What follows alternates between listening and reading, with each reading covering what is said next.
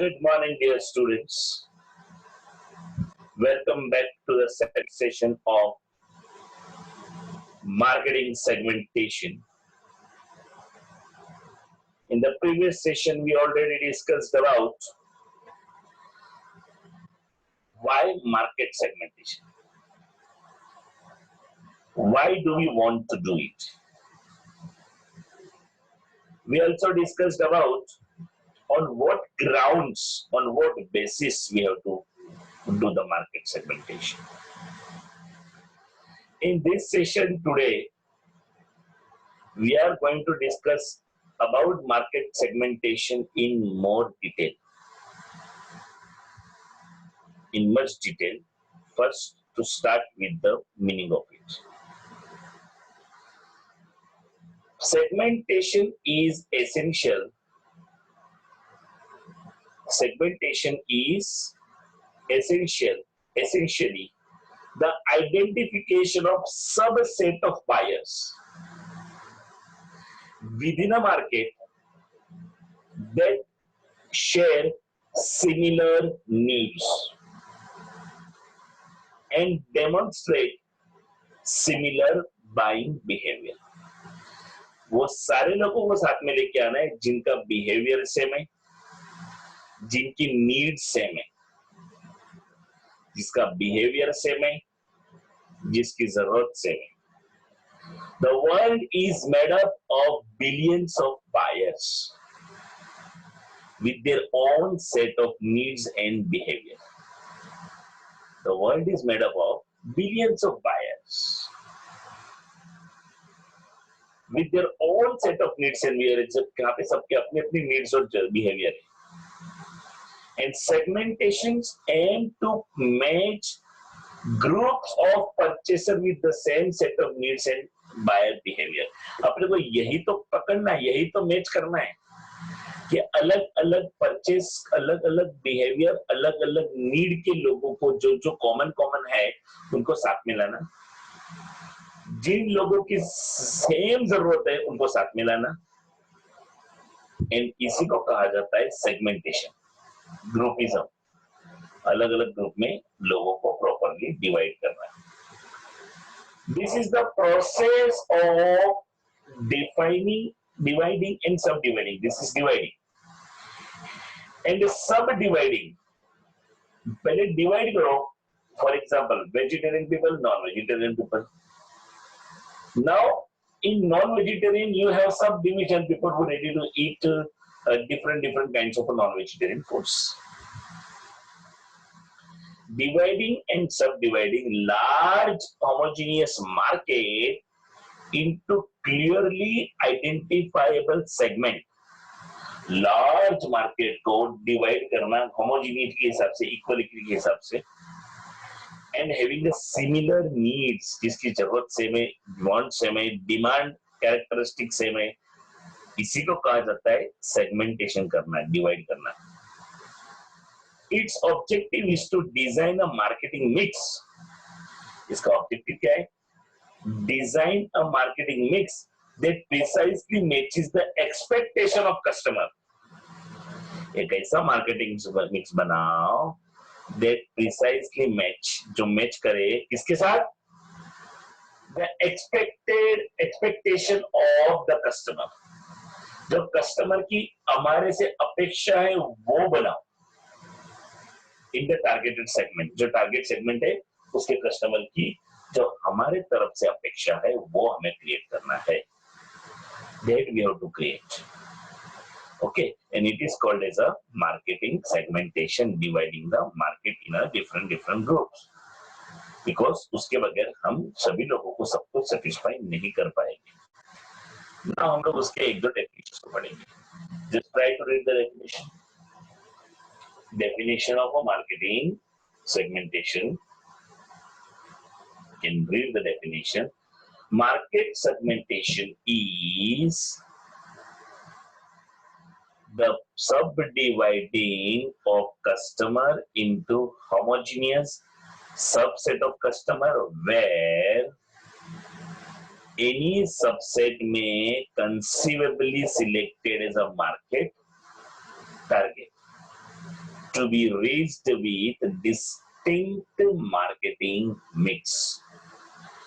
Marketing segmentation is subdividing the customers into homogeneous subset of customers.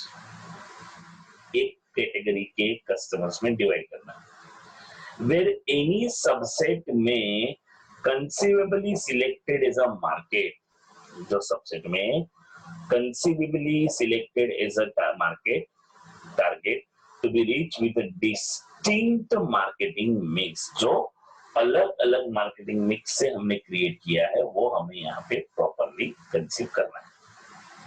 So market segmentation is subdividing the customer into the homogeneous subset of customer where any subset may conceivably selected as a market target to be reached with the distant marketing mix. This definition is given by the Philip Kotler. Another definition from the William Stanton: market segmentation consists of taking the total heterogeneous market for a product. जितना भी हमारे product का heterogeneous market है, जितना भी हमारे product का variety है, जितना भी हमारे प्रोडक्ट के अंदर डिफरेंशिएशन है, सो मार्केट उसको हिसाब से हेटेरोजीनिटी को ध्यान में रख के, वेराइटी को ध्यान में रख के हमें हमारे मार्केट के अंदर फॉर अ प्रोडक्ट डिवाइड करना है इनटू सेवरल सब मार्केट. एक टोटल हेटेरोजीनियस मार्केट को सब डिवाइड करना है इनटू सब market of segment. each tend to be homogeneous. लेकिन जितना डिवाइड करेगा ना फिर वो होमोजीनियस होना चाहिए. हेटेरोजीनियस को तोड़ो, अलग अलग ग्रुप बनाओ और जो ग्रुप बनाओ वो होमोजीनियस बनाओ. In full significant aspects, in full significant aspects. 1 second. Yeah, so I continue the video. 1 second.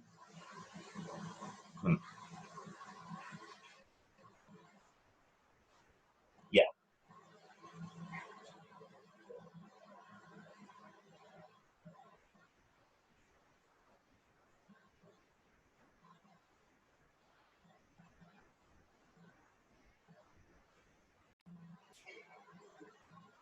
Yes. You can see the video properly now? Yes? Yeah. Now, what are the benefits? What are the benefits and limitation? Market segmentation का benefit क्या है, limitation क्या है? The organization gets to know its customer better. अगर आपका market segmentation सही है, तो आप आपकी कंपनी को बराबर जान सकते हो. It provides the guidelines for resource allocation. आपको सही तरीके से resource allocate करने का वो गाइड करेगा. It helps focus the strategy of the organization. Company के proper planning को properly arrange करेगा. Then there is certain limitation. Targeting multiple segment increase marketing cost. क्या हो जाता है? बेनिफिट तो बहुत सारे हैं, लेकिन इसके कुछ लिमिटेशंस भी है. जैसे कि इतने सारे सेगमेंट, इतने सारे वैरायटी, इतने सारे लोगों की नीड कंप्लीट करते करते कभी ऐसा हो जाता है कि आपका खुद का खर्चा बढ़ जाता है, जो आप कभी भरपूर भरपाई नहीं कर पाओगे.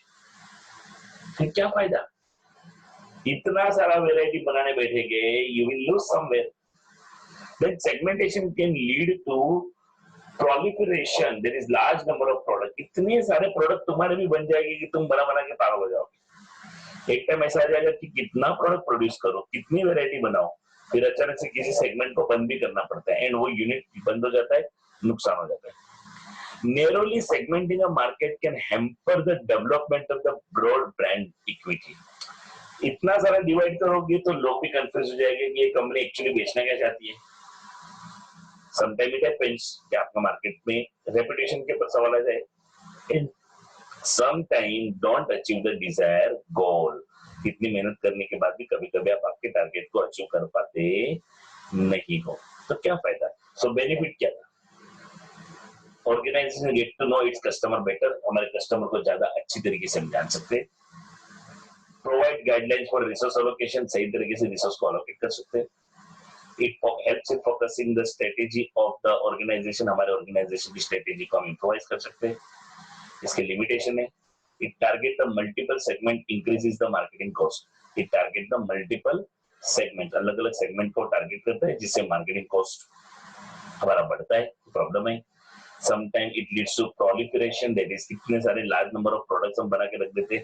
Sometimes narrowly segment of market can hamper the development of the broad brand equity, and sometimes don't achieve the desired goal. कभी-कभी हमारे goal को achieve भी नहीं कर पाते. So ये उसका limitations है. समझ में आया? Now moving towards the next area.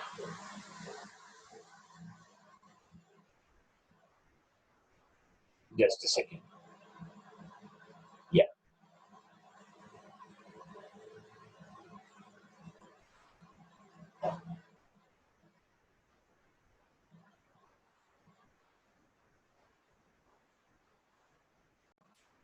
See, four basic factors that affect the market segmentation. 4 basic factor जो market segmentation को affect करते हैं. Number 1, clear identification of the segment. 4 basic factors that affect the market segmentation, जो market segmentation के ऊपर effect करते हैं, impact करते हैं. So clear identification of segment. जब तक तू group को proper divide नहीं करेगा, जब तक तेरे पास group को divide करने का proper knowledge नहीं है, तब तक तू कभी भी group को divide नहीं कर पाएगा. Next, measurability of effective size. इस पे कितना तेरा effect होगा, कैसे measure करेगा, how you will implement, ये तेरे को असर करना पड़ेगा. Its accessibility through promotional efforts. Its accessibility through promotional effort, कितना promotional करना पड़ेगा, and its appropriateness to the policies and resources of the company. Its appropriateness to the policies and resources of the company.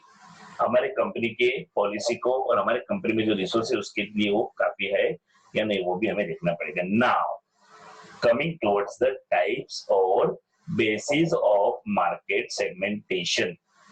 Last lecture में मैंने इसका थोड़ा सा hint दिया था. In this lecture I am going to give you the detail explanation because this is a very very very important question. अगर segmentation में से कुछ भी आता है, ये चैप्टर में से कुछ भी आता है, तो ये क्वेश्चन आता है. What is market segmentation? उसका डेफिनेशन जो हमने देखा, उसमें से दोनों में से एक डेफिनेशन, उसका मीनिंग, अगर उसका एडवांटेज डिसएडवांटेज है तो, and generally what they ask, what is market segmentation and what are the bases of market segmentation. कौन से बेस पे आपको मार्केट को डिवाइड करना है. So the first base is demographic environment, or you can also call it as a demographic segmentation. Then geographic segmentation, then psychographic segmentation, then comes behavioral segmentation.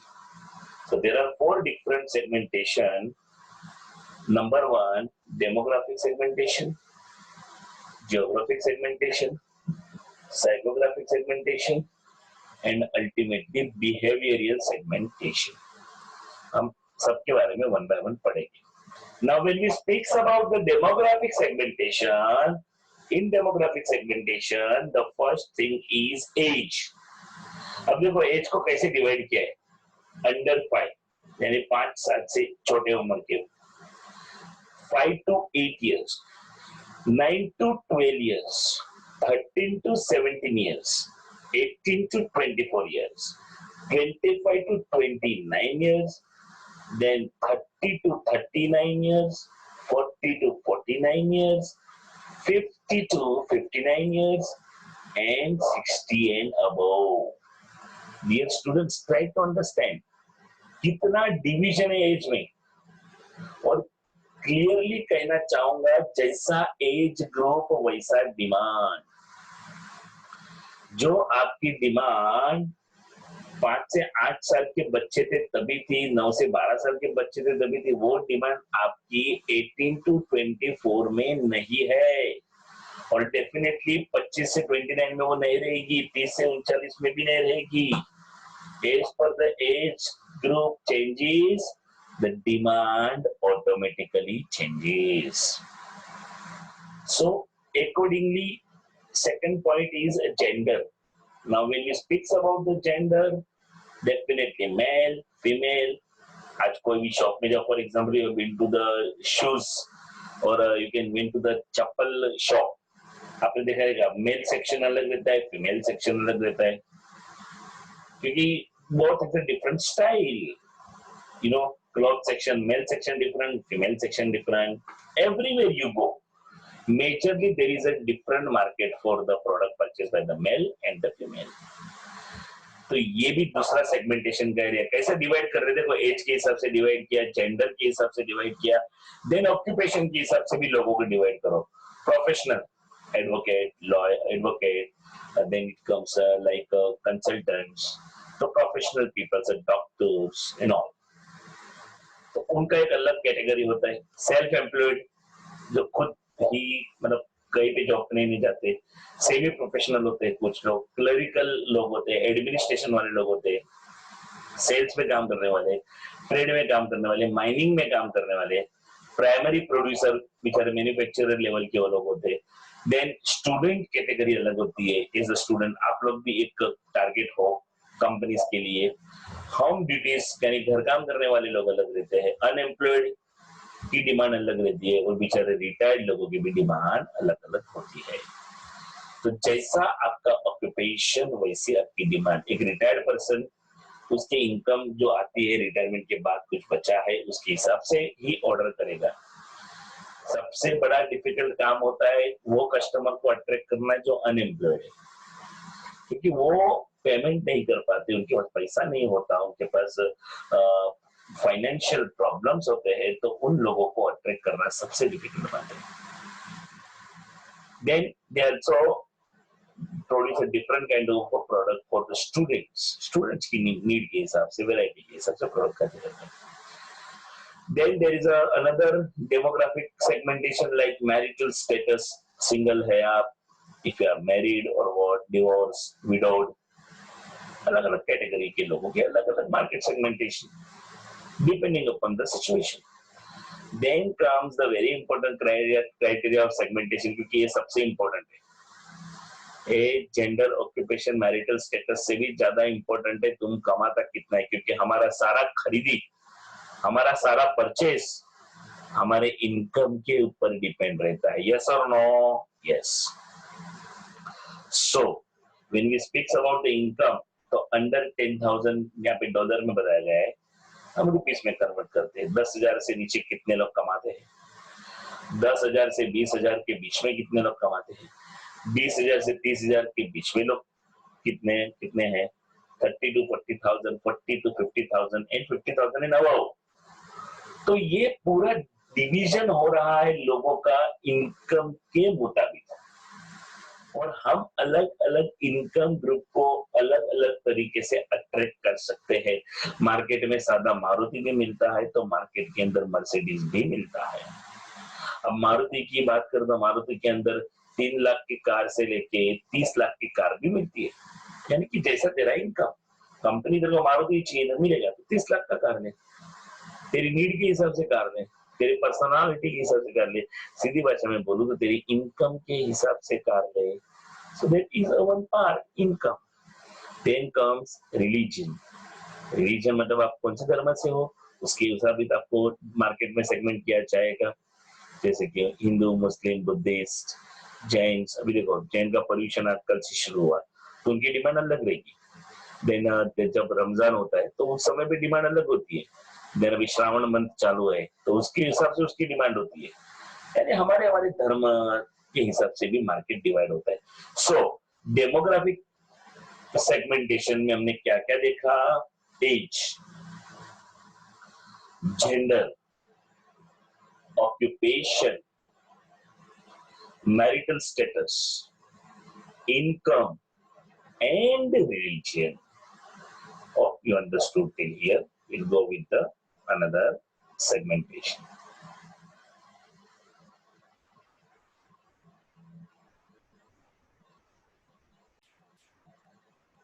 One second, I'll share it again.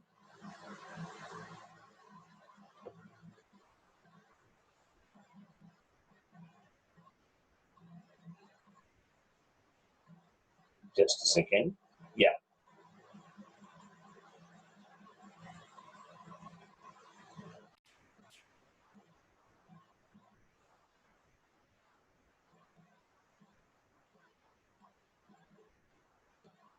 So moving towards geographic segmentation. You can see screen properly now. Geographic segmentation, yes or no? Geographic segmentation you can see properly. Yeah. So did you understood the demographic segmentation first? Yes. Now we are moving toward the geographic segmentation. Now geographic segmentation, you can see geographic segmentation. The following are some examples of geographic variable often used in segmentation. Now, in geographic segmentation, we have to divide the market according to the geography. In this, it covers segmentation by region, segmentation by size of metropolitan area, segmentation by population density, and segmentation by climate. Region wise, जैसे कि कौन से continent से आप हो, Asia continent, America, Russia, Australia continent, कौन से country से आप बिलोंग करते हो, again India, China, you can belongs to some New Zealand, England or something like that. अच्छा, कौन से स्टेट में हो आप, कंट्री इंडिया है तो कौन सा स्टेट, इज महाराष्ट्र, गुजरात, उत्तर प्रदेश, बिहार, उड़ीसा, और इवन नेबरहुड, बराबर, आपके नजदीकी कौन से कंट्री है वो भी हमें बहुत इम्पेक्ट कर रही है। अभी चाइना का हमारे पे इम्पेक्ट हो रहा है बिकॉज वो हमारे नजदीक है and it creates trouble to us. Sometime it is very difficult to manage the situation, जैसा अभी चल रहा है पिछले 3 महीने से। देन आप जो एरिया में रहते हो वो मेट्रोपॉलिटन सिटी है, तो कितना बड़ा सिटी है, तो segmented according to the size of population. कितना पॉपुलेशन है तुम्हारे शहर में, कितने लोग रहते हैं तुम्हारे शहर में, कितने लोग का इनकम क्या है, कैसा है, that is also one area of segmentation. Then comes population density, again often classified as urban है, सबअर्बन है, अर्बन, सबअर्बन, सबअर्बन और रूरल। शहर है, छोटा शहर है या गांव है, सबअर्ब बोलते हैं जिसको कभी कभी, रूरल एरिया है, और टाउन भी बोलते हैं हम उसको, जो छोटा शहर होता है उसको हम टाउन कहते हैं। Then comes the climate, according to the weather, geography के अंदर climate plays an important role. According to weather, weather patterns common to concentrate on geographic region. जैसा वेदर रहेगा, जैसा एनवायरमेंट रहेगा, उसके मुताबिक ही ये सब कन्वर्ट होता है। सो जियोग्राफिक सेगमेंटेशन के अंदर हमने देखा region, size of metropolitan area, population density, climate. So these are the geographical segmentation. And when it comes to the overall world, हमारे दुनिया में कितनी वेराइटी है। कोई एकदम बर्फीला शहर है, कोई एकदम डेजर्ट एरिया है, कोई एकदम सूखा एरिया है, कहाँ पे ऐसा है कि सिर्फ पानी ही पानी है, कहीं पे बर्फ ही बर्फ है, पोलर रीजन। तो अलग अलग रीजन में अलग अलग जगह पे कितना अलग अलग प्रोडक्ट बेचना पड़ता है, आप समझ सकते हो। अभी इंडिया में ही बात कर दो तो अभी मुंबई वगैरह शहर में इतनी ठंडी नहीं होती, but if you go to north there is a difficult to survive. If we will go, we will not be able to manage the environment क्योंकि हमें हैबिट नहीं है। So this is the various things we have to understand. So region wise, metropolitan area wise, population का कितना density है उसको ध्यान में रखें, क्लाइमेट को ध्यान में रखें, सब चीजों को ध्यान में रख के ही हमें ज्योग्राफिकली डिवाइड करना पड़ता है। Next thing comes is after geographic segmentation. I hope you understood the geographic segmentation properly.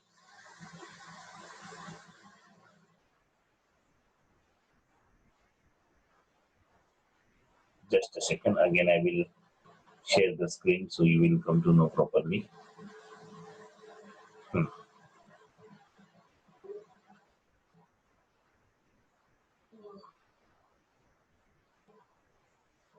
One second. I'm sharing it again.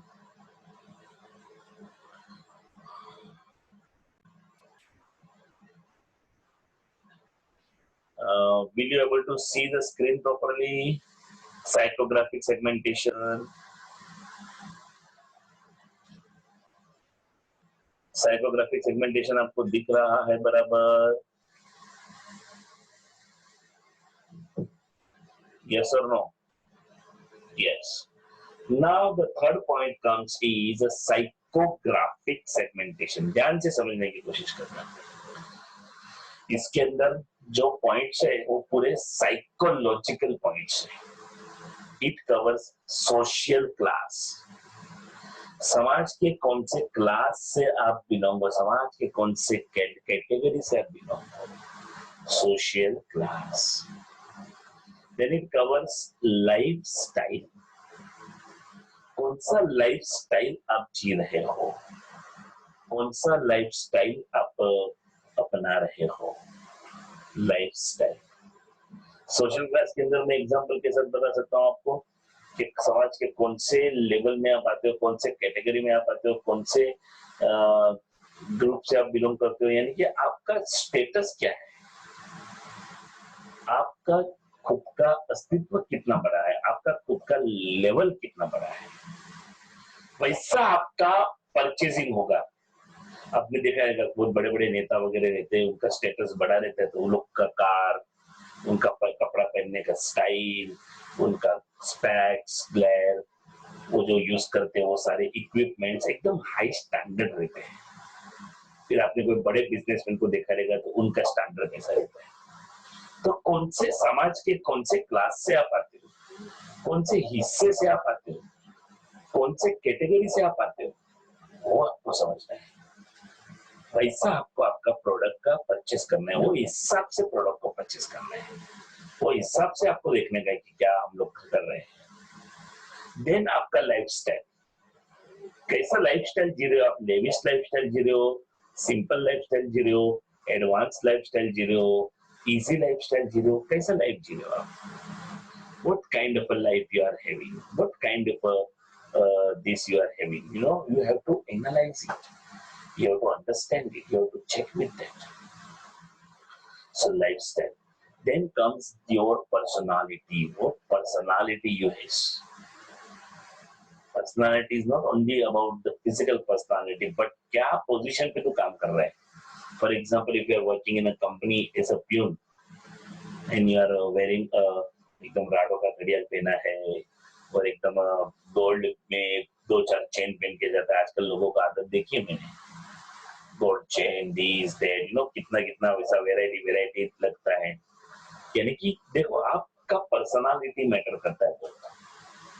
You know, few days back I have seen a person who is a BMC sweeper, BMC में sweeping का काम करता है, but उसके हाथ के अंदर मैंने इतना सोना, गले में सोना और जो टाइप का मोबाइल वो यूज करते हैं वो देखा है। इसको देख के समझ में आता ही नहीं कि उसको गरीबी है, and is working as a sweeper.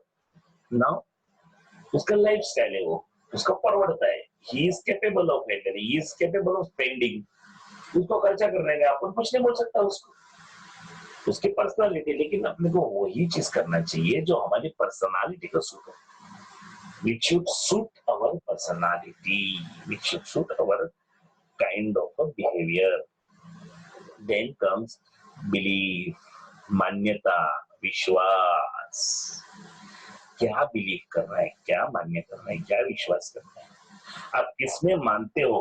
For example मैंने लोगों को बोलते हुए सुना है, मैं 1 महीने में 1 बार तो शिरडी जाता ही हूँ, मेरा बहुत बिलीव है। मुझे कोई दिक्कत नहीं है, मुझे कोई प्रॉब्लम नहीं है। उसके गले में वो स्लोगन, उसके पेन के ऊपर उसका स्लोगन, वो कुछ लिखना शुरू करेगा तो उस पर भी वो लिखते हैं कि देखो कैसा कैसा लोगों का बिहेवियर है। एग्जाम्पल, इसीलिए तो ये सारी धार्मिक चीजें बिकती है ना, बिलीफ की वजह से तो बिकती है, विश्वास की वजह से तो बिकती है, लोगों का बिहेवियर की वजह से तो बिकती है ये। सो बिलीफ, विश्वास।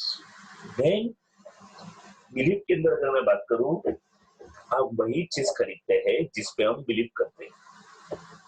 कभी कभी कोई जब ऐसा कोई प्रोडक्ट खरीदता है तो अपने को लगता है ऐसा, अरे तूने ये क्यों खरीदा। फॉर एग्जाम्पल, किसी ने अपने घर के अंदर बहुत बड़ा शिवा का स्टेचू लेके आया, अरे तू लेके आया शिव का स्टेचू, अरे मैं बिलीव करता हूँ। देखो बिलीव करने से खरीदी होती है, विश्वास करने से लोग खरीदते हैं।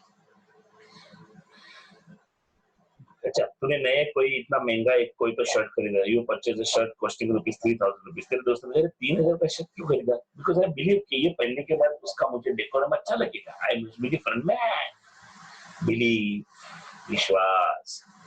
Then comes value, how much you value others. हम वही प्रोडक्ट परचेस करते हैं जिसमें हमें वैल्यू मिलता है। हम कोई भी प्रोडक्ट खरीदते नहीं जिसके अंदर वैल्यू नहीं है। We purchases a product which has a high value. अगर वैल्यू नहीं प्रोडक्ट में कोई इसका कोई तो फायदा ही नहीं। There should be some kind of a value to the product, क्योंकि उसमें से हमें आउटपुट चाहिए, बेनिफिट चाहिए, प्रॉब्लम नहीं चाहिए। देन हम लोग वो प्रोडक्ट खरीदते हैं जो हमारे कल्चर को सूट करता है। फॉर एग्जाम्पल, अभी 15 दिन पहले 10 दिन पहले रक्षाबंधन, तो पब्लिक ने भरपूर रक्षाबंधन के लिए राखी खरीदी। रक्षाबंधन, राखी कल्चर है आपका, हमारा कल्चर है। तो जैसा कल्चर वैसा प्रोडक्ट, जैसा कल्चर वैसा प्रोडक्ट हम खरीदते हैं। सो साइकोग्राफिक सेगमेंटेशन में हमने क्या देखा? हमने देखा social class, lifestyle, personality, belief, value and culture. ठीक है, उसके बाद हम देखेंगे बिहेवियरियल सेगमेंटेशन। क्या देखेंगे हम? बिहेवियरियल सेगमेंटेशन, जो लास्ट सबसे पहला कौन सा था?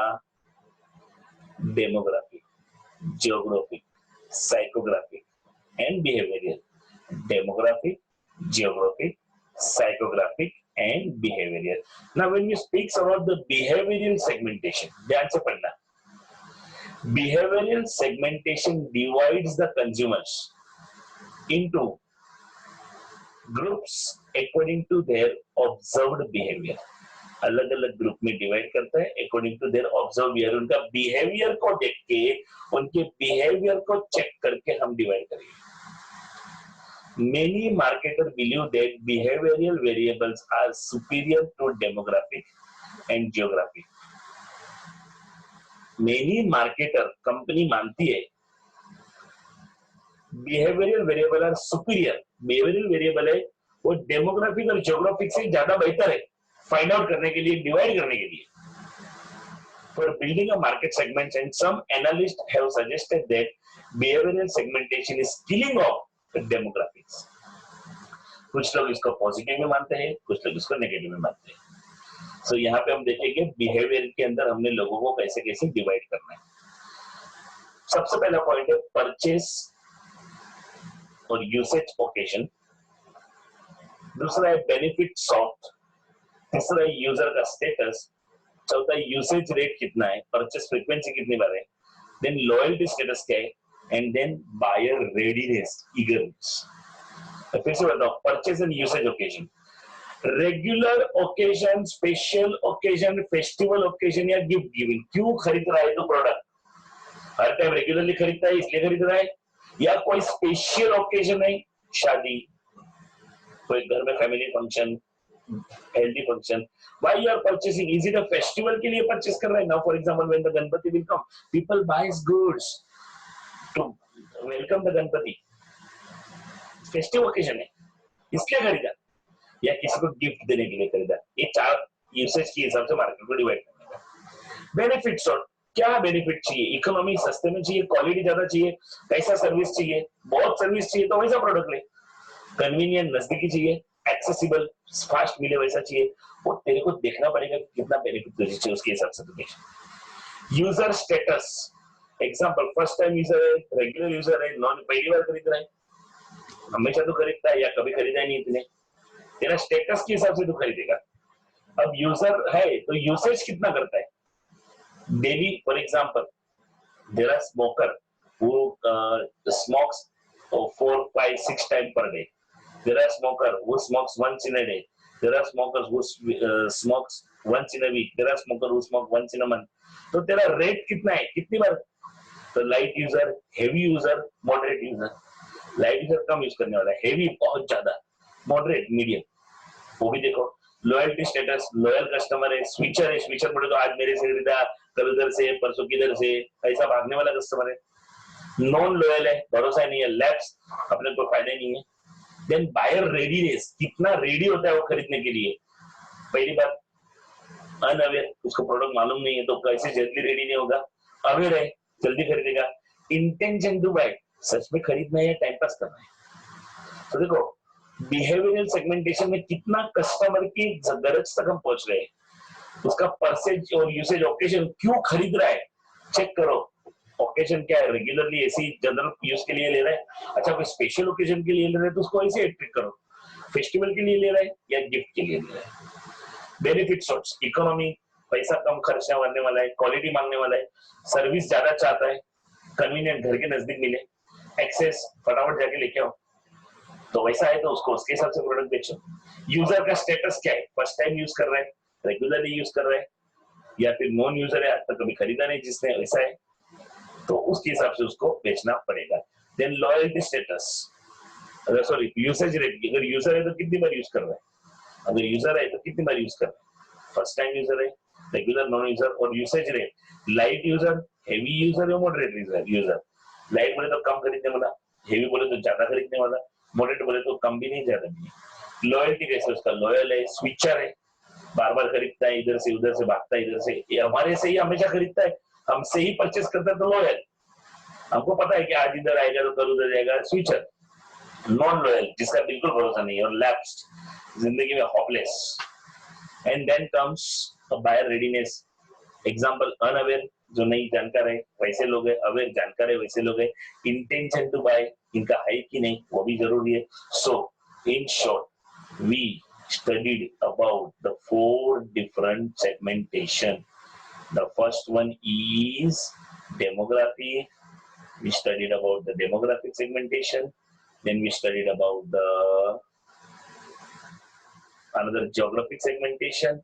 Then we studied about the psychographic segmentation, and we studied about the behavioral segmentation. 4 segmentation के बारे में हमने पढ़ाई की। मैं फिर से बोलता हूँ, डेमोग्राफिक segmentation यानी कि according to the demography, psychographic, behavior, and what else? One more, behavioral, psychographic, demographic, and at least say somebody what we studied. Okay, so hope you understood the topic. I think so we are finishing with the timing, and we'll have to end up with the session.